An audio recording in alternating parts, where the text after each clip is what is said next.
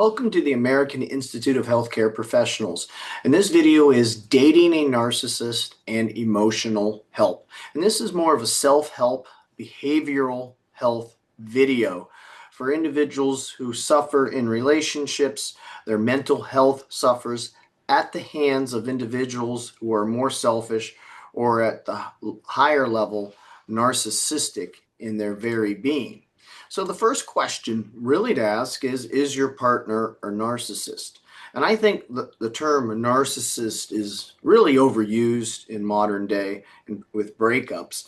I mean, in emotional breakups, most exes are commonly labeled many things. And one of the things that we hear the most is that one's ex was such a narcissist. And was your ex a narcissist truly? Or were there just some selfish tendencies here? Now, narcissism itself is not as highly diagnosed as you might think within the general population. However, it might be a little bit higher than what studies show because most narcissists do not want to be diagnosed. So I think it still is undiagnosed, but not probably as prevalent as we would think. So again, there are levels of isolated selfish behaviors tied to individuals. Sometimes individuals are merely stressed, having a bad day. Maybe they're dealing with multiple losses. But I think for someone to be a narcissist, there has to be an extremely high level of selfishness at a habitual level, where an individual has a complete defect in their character. So while appearing narcissistic or displaying narcissistic tendencies, I think you really have to look deeper to see if your partner is a narcissist in itself. Some key traits to include are very grandiose opinions of oneself, not based in reality or an entitlement. And this is a consistent thing. It's not just a joke here or there, but an individual consistently has this grandiose image of oneself. There is a supreme level of arrogance, a consistent lack of empathy for others, a very high level of selfishness, a very high level of external approval that is needed. The individual may very easily become angered regarding any type of external criticism. And this is almost consistent. There is never room for a criticism by another individual. And they are always looking to see what others are thinking about them. And only the good is accepted, never the negative itself. Now, if you are in a relationship with a narcissist, there are some signs of this imbalanced relationship, because that's what it is. It's an imbalanced relationship because it's meeting the needs of the narcissist. It's almost vampiric to some state because the individual is taking and taking and taking. So in this type of imbalanced relationship, we see the needs and support of only one is met all the time. Desires and activities are always one-sided. The narcissist uses control and manipulation to make one feel bad about oneself or not do what one wishes to do. There is a lot of jealousy and envy on part of the narcissist when the other partner does well or is receiving applause from other individuals or attention from other individuals.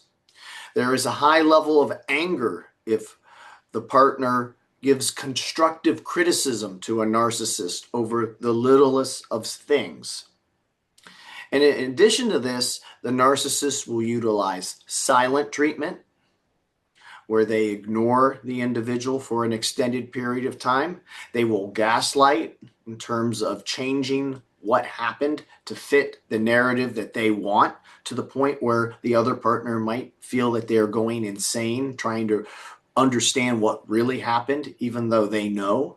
But the gaslighting is so consistent. And also the narcissist is consistently looking for validation and attention from other sources, not just the partner. There is never enough for the narcissist.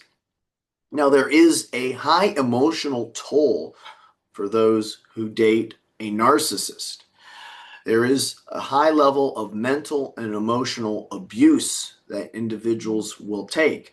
One's self-esteem and self-image can be badly damaged by a narcissist. The other partner feels less or not good enough. They are constantly criticized for not being good enough. This is sometimes to be felt as if they're an embarrassment. Also, there is a lack of independence that the partner will no longer have because they're not allowed to have a life without the narcissist.